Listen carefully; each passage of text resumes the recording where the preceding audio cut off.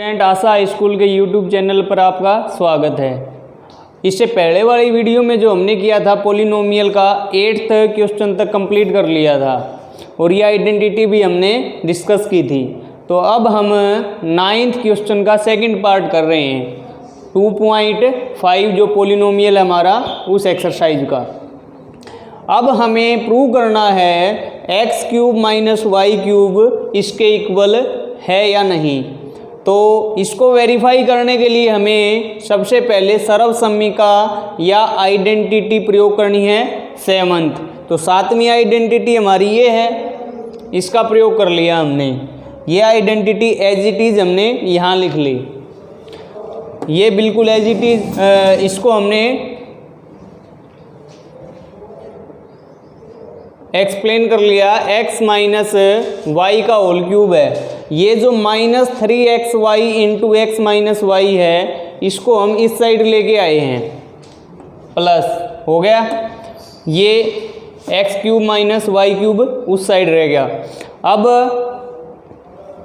इस साइड में हमने x - y इन दोनों को, इसमें भी है और इसमें भी, इसको हमने कॉमन निकाल लिया x - y को।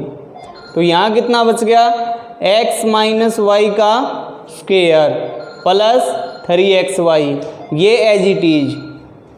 अब इसमें हमने आइडेंटिटी 2 का प्रयोग करना है, तो x - y। अब इसको हम खोल लेंगे, 2 आइडेंटिटी हमारी कौन सी है, ये वाली है। तो इसको हमने यहाँ पर खोल लिया इस फॉर्मूले को, प्लस 3xy। अब x - y, x square plus का 3xy है और माइनस का 2xy, तो कितना बच गया इसमें, xy 1 plus y square equal में ये चल रहा है हमारा साथ के साथ। तो यही हमें प्रूव करना था भी x³ - y³ इसके इक्वल होना चाहिए, वो हमने इसमें प्रूव कर दिया है। अब हम 11th क्वेश्चन कर रहे हैं। 11th क्वेश्चन में ये जो टर्म दी हैं इनको फैक्टराइज या इनके गुणनखंड निकालने हैं। तो सबसे पहले तो इस टर्म का होल क्यूब कर लिया हमने। 27 को हम 27x³ है तो उसको 3x की होल क्यूब में लिख लिया, y³ प्लस z³। 9 के फैक्टर क्या बना लिए, 3 गुणा 3, आगे x गुणा y गुणा z। अब एक सर्वसम्मिका हमारी 8वीं जो ये इसमें दे रखी है, इसका प्रयोग कर लिया हमने, ये सर्वसम्मिका यहाँ लिख ली। अब जो पॉलिनोमियल या जो टर्म दी थी उससे तुलना करते हैं, इसको हमने यहाँ लिख लिया क्योंकि इसी के फैक्टर करने हैं। अब ये x³ हो गया, ये पूरी टर्म x होगी, ये y हो गया, ये z। x कितना है, 3x, y z। अब ये आइडेंटिटी को हम जब एक्सप्लेन करेंगे तो ये फॉर्म होगी। तो x कितना इसमें, 3x, y z, ये x की वैल्यू, ये y z, x की जगह 3x,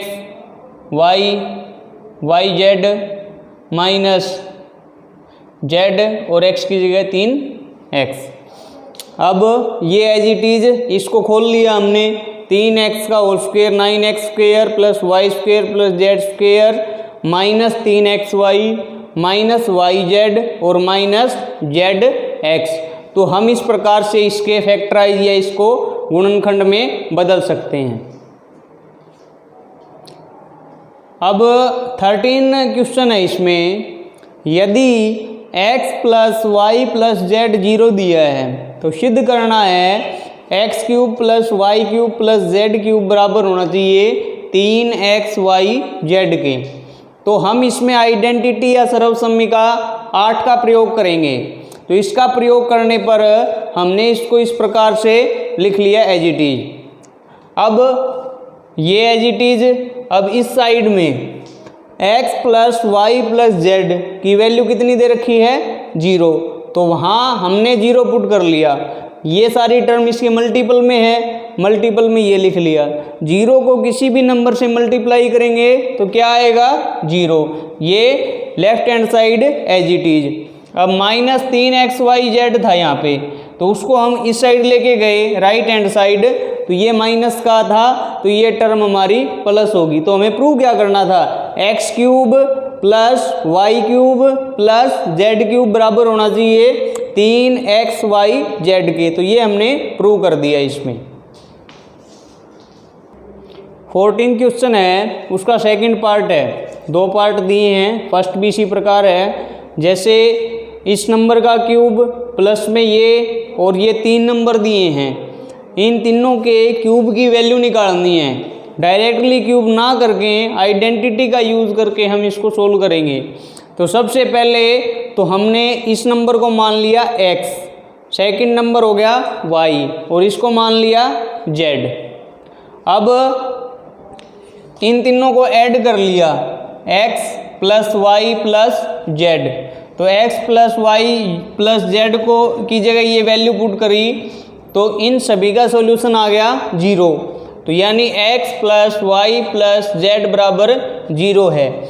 इसमें हमें आइडेंटिटी यूज़ करनी है, क्योंकि क्यूबिक फॉर्मूला है, तो 8वीं आइडेंटिटी सर्वसम्मिका का प्रयोग करेंगे हम यहाँ पे। x³ + y³ + z³ जो ये दे रखे है, इसी प्रकार हमने इसको लिख लिया। अब हमने एक वैल्यू निकाली थी भी, x + y + z का मान कितना है 0, तो वो हमने यहाँ पुट कर दिया। तो ये टर्म सारी 0 होगी। तो x की 3 + y की 3 + z की 3 -3xyz बराबर 0। अब -3xyz है, इसको हम उस साइड लेके गए, तो माइनस का था, तो ये किसका हो गया, प्लस का। अब x, y और z इन तीनों की वैल्यू क्या थी हमारे पास, ये 3 वैल्यू हैं, तो यहाँ हमने पुट कर ली और इन्हीं का हमें क्यूब निकालना था। तो ये इसके इक्वल है 3 × xyz की जो वैल्यू थी वो हमने पुट कर ली, इन दोनों की मल्टीप्लाई कर ली, ये आ गया। अब इन तीनों को हम गुणा करेंगे तो हमारे पास जो आंसर आएगा वो कितना है, 16,380, जो इन तीनों नंबर की क्यूब होगी। 15वां क्वेश्चन है, उसका हम सेकंड पार्ट कर रहे हैं।